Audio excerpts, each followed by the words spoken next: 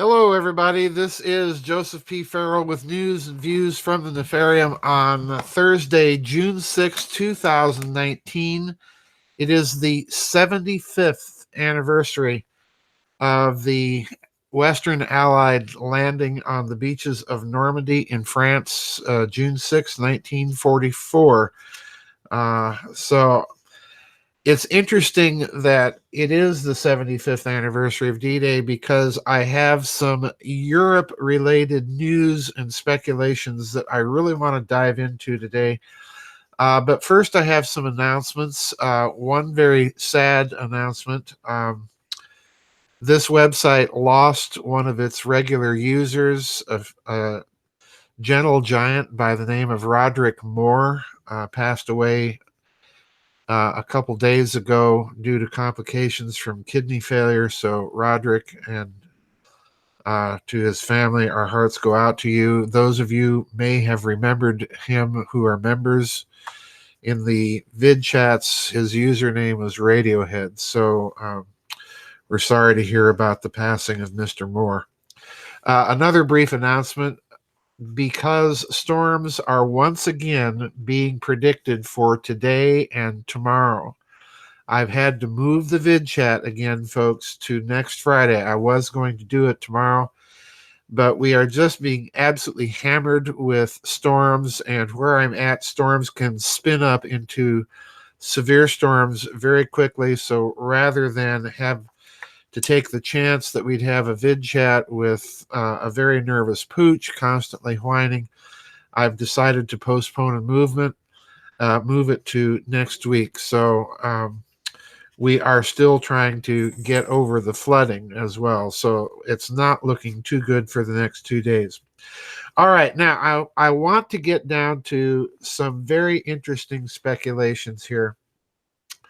And I want you to bear certain things in mind, two things in particular, because I never expected. I did this blog video last week on the news and views about the Malaysian Prime Minister talking about establishing a gold-backed regional trading currency. Now, please note that. He was talking about establishing a currency for the use of international financial clearing and trade, not for domestic use within a country. All right. And I thought at the time that that was a very unusual thing to start proposing. Nonetheless, he did. And I said, okay, well, watch China and watch some other countries because this might be a precursor to something. So there's that I want you to bear in mind. The second thing I want you to bear in mind as I talk about these two articles is Mr. Xi Jinping's visit to Italy a few months ago, where he signed a memorandum of understanding with the new Italian government, Matteo Salvini, for the use of Italian ports. And that, folks, I can't tell you what a shockwave that is, because that just bumped Italy to the top of the line over all those ports on the Atlantic in France and the Netherlands and so on. So this is big news. Those are the two things I want you to bear in mind. Now, the first article here is from Zero Hedge. I want to talk about this article. It appeared just yesterday. The article is titled Russia, China to prepare to dump dollar and agree to bilateral trade in national currencies. And there's a statement in here that I want you to listen very carefully to. So, two preparatory paragraphs here. First of all, quote, just 1 month after conducting joint military exercises, Russia and China are set to sign an agreement which would boost the use of their national currencies in bilateral and international trade in an attempt to move away from the current dollar-denominated financial system, according to the Russian state-owned news outlet TASS. The Kremlin released a draft decree on Wednesday outlining, quote, settlements and payments for goods, service and direct investments between economic entities of the Russian Federation and the People's Republic of China are made in accordance with the international practice and the legislation of the sides states with the use of foreign currency, the Russian currency rubles, and the Chinese currency yuan. Okay, Now, let me stop before we go any further. This is standard boilerplate, and we've been watching Russia and China make these bilateral currency trading agreements and gradually expand their scope. There's nothing new here. India and Iran did this a couple of years ago, you recall, with allowing the rupee to be traded directly with Iran for oil, bypassing the dollar. So there are a lot of these bilateral currency and trade agreements taking place. But now there is something new in this article, and I was stunned when I read it. Quote, last November, Russian Prime Minister Dmitry Medvedev said that discussions were underway to allow the use of China's UnionPay credit card in Russia and Russia's Mir card in China. Okay? What they're doing is they're setting up that system that we've been predicting here for a long time of international financial clearing, a parallel system to SWIFT, all right? So that they can bypass SWIFT completely using their own card payment systems with each other. But now listen to what Medvedev says. Quote, no one currency should dominate the market, because this makes all of us dependent on the economic situation in the country that issues this reserve currency. Even when we are talking about a strong economy such as the United States, unquote, Medvedev said last year, unquote. So in other words, if you put these bilateral trade agreements and these currency swap agreements into that perspective, what they're really saying is, if you parse it correctly, if you draw out the implications, we don't even want the ruble or the yuan as a world currency. So what we're trying to do, if we bring in the Malaysian Prime Minister's statements and use that as a message balloon coming from a completely unexpected quarter, what they're really saying is, we either want to approach a global currency in steps, and the way we're going to do that is we're going to set up regional currencies or units of account to conduct trade, and it will be gold backed. So in other words, every nation keeps their own indigenous currency for domestic use, but in terms of international trade, it appears to me that what they're trying to do is they're trying to set up a unit of account on a regional basis to conduct international trade. It's kind of a regional approach to the IMF special drawing rights. Now, if that thesis is true, if that speculation is true, I want you to turn to the second article I'm linking here. This is an article that was written by Mike Shedlock, and the article is titled Brace for Impact, Italy Poised to Launch Euro Parallel Currency. And there's a couple of things here that I want to draw out from this article as to why they're having such problems in Europe. Quote, by some maniacal reflex, the dying European Commission of Jean-Claude Juncker has chosen this moment to draw up the first indictment letter of the revamped debt and deficits regime, in other words, the new Italian budget.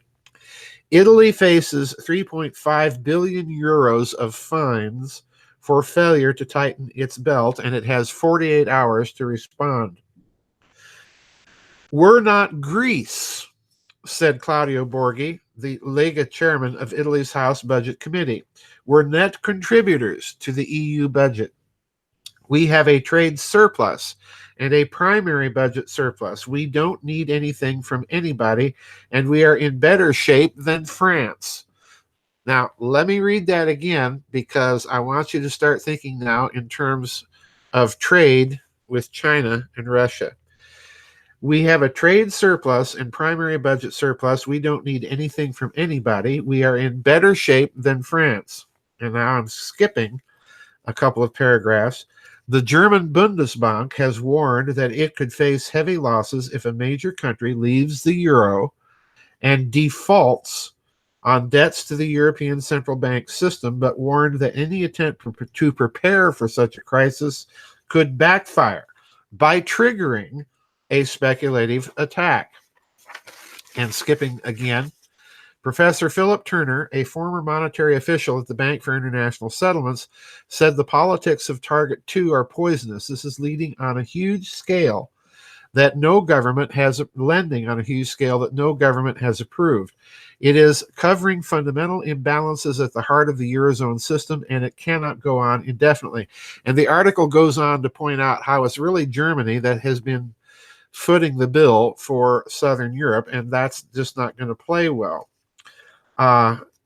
Italy, it says, owes creditors, primarily Germany, 481 billion euros, and Spain owes creditors, again, primarily Germany, 403 billion euros. So, in other words, the whole problem really is overspending in the South and German willingness to lend to it, okay?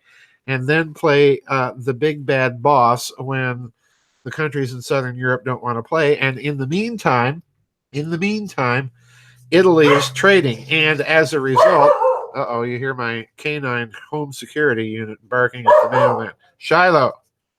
All right, now, I want to get to something very important here because all of this is background to Italy saying that they might just leave the euro and activate a parallel currency. Now, the currency here is interesting because Italy has already indicated it's willing to do what? Nationalize its gold reserves. So gold enters the picture again. And this is what makes me think that Italy is thinking not simply in terms of reactivating the lira. I think Italy is thinking in terms of creating a Southern European version of the old exchange rate mechanism out of which the current euro system grew. And that exchange rate mechanism, you'll recall, was the Deutschmark was the currency to which other currencies, the Danish kroner, the Dutch guilder, and so on and so forth, the Austrian shilling, were all pegged to fluctuate within a certain margin of exchange. And if the currencies of those countries broke out of that narrow defined rate, the Bundesbank, no, it's okay, Shiloh. The Bundesbank would step in and stabilize the exchange rate. The euro was created when that system, which was pegged to the Deutschmark, so in other words, it's that system that was expanded to create the eurozone.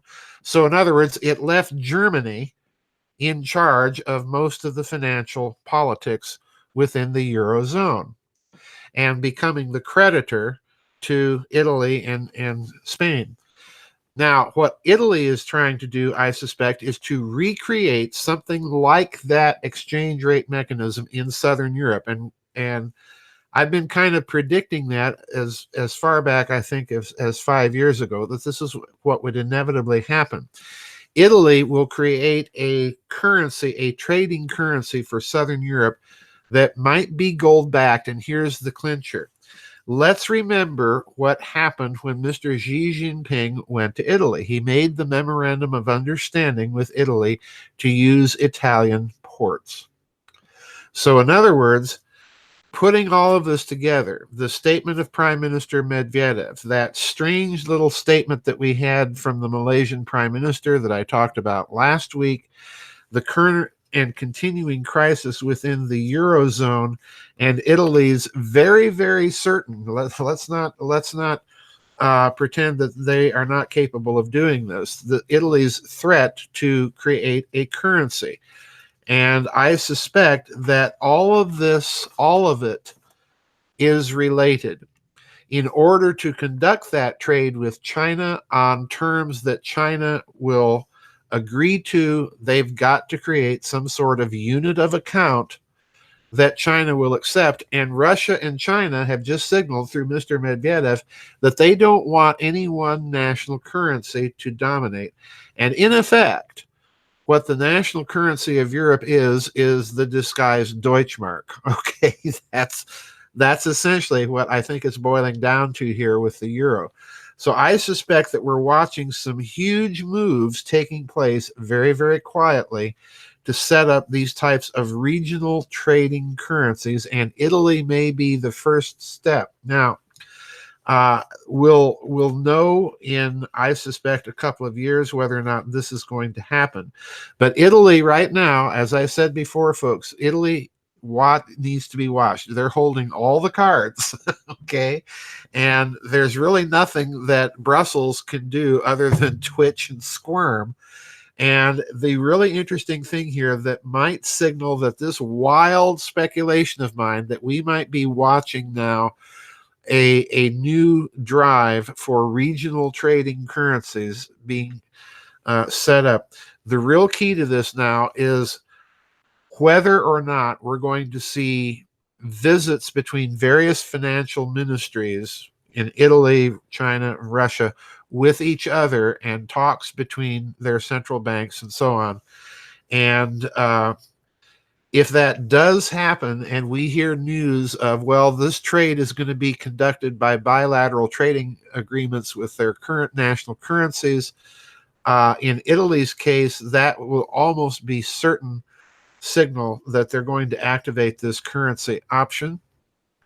And if that's the case, then it means behind that currency option, they've already created kind of units of account like we saw during the Venetian Republic that were being used by banks. It was a kind of fictitious currency that banks used to trade with each other and used that as a basis to work out exchange rates with actually existing currencies. So we're watching something very significant happening right now.